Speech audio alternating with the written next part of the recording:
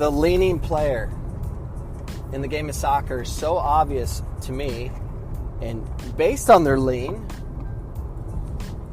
meaning when they get the ball, are they leaning? Are they always leaning towards the attacking direction? That's when you see players like that are constantly leaning. That's years of abuse of coaches saying, "Go forward, attack, attack, attack." Get stuck in. Everything is a forward comment. It's silly to see. It's dangerous.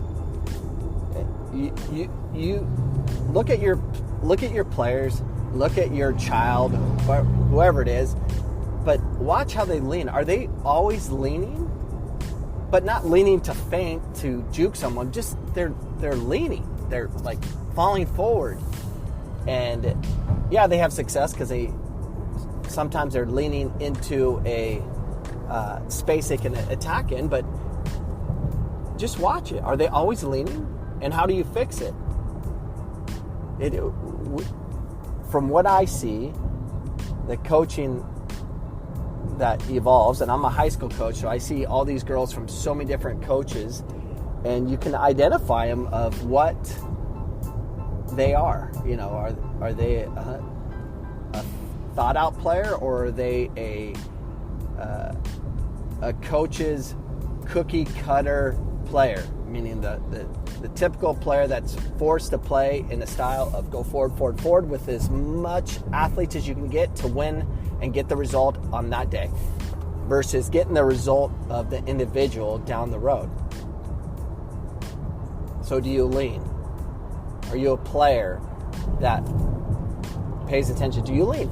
Versus avoiding the lean and thinking 365 degrees of different kind of leans. You can lean backwards, side. You can lean different directions and attack different spaces.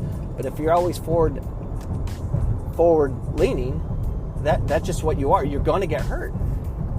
Players that lean forward on every time they have the ball are more inclined to get hurt because they're always in a situation of they're going to get hurt. And it's everywhere. It's so prevalent on the women's side. You watch the university, top Division I programs for the most part. They lean. Now they do have some players that can play the game and they're 365 degrees of thought and movement, but majority of them are leaning. I'm going to lose my ACL for this program, this coach, this team, which is silly.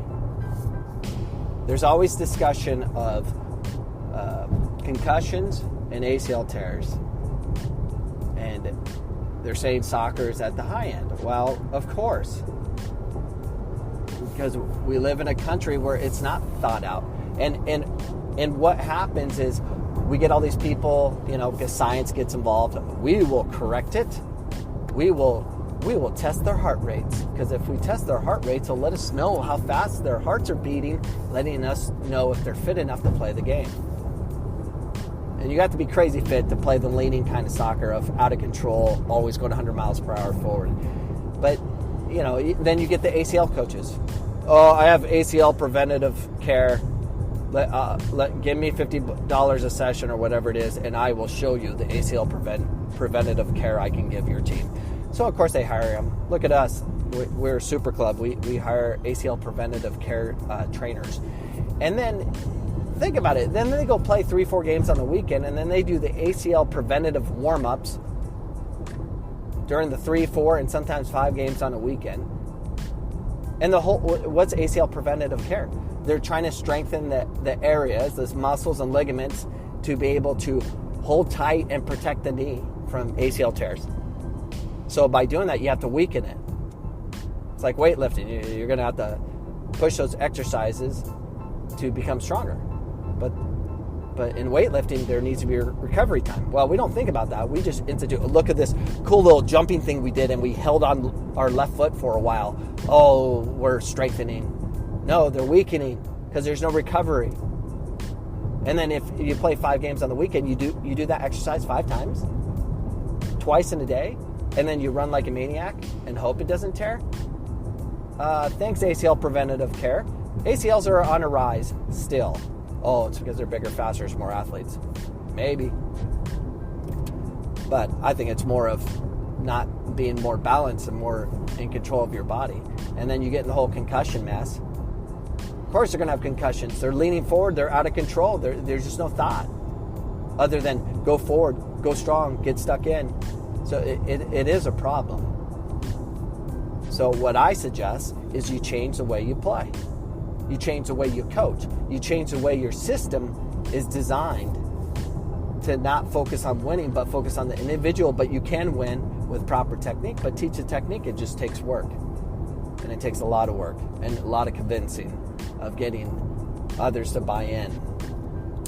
So that's why I do a lot of dribbling. We dribble backwards. I do a reverse step over. A lot of the things I do is going backwards. It has to be going backwards. We have to offset all the forward thinking and dribbling that has been taught. So you want to fix the leaning player, go backwards. Go other directions. Find a way to get the players to be more balanced, be on 2 feet versus on 1 foot of running and putting themselves at risk. Those are my thoughts today, and I am out. Goodbye. The podcast you just heard was published with Anchor. Got something you want to say to the creator of this show? Send them a voice message using the Anchor app, free for iOS and Android.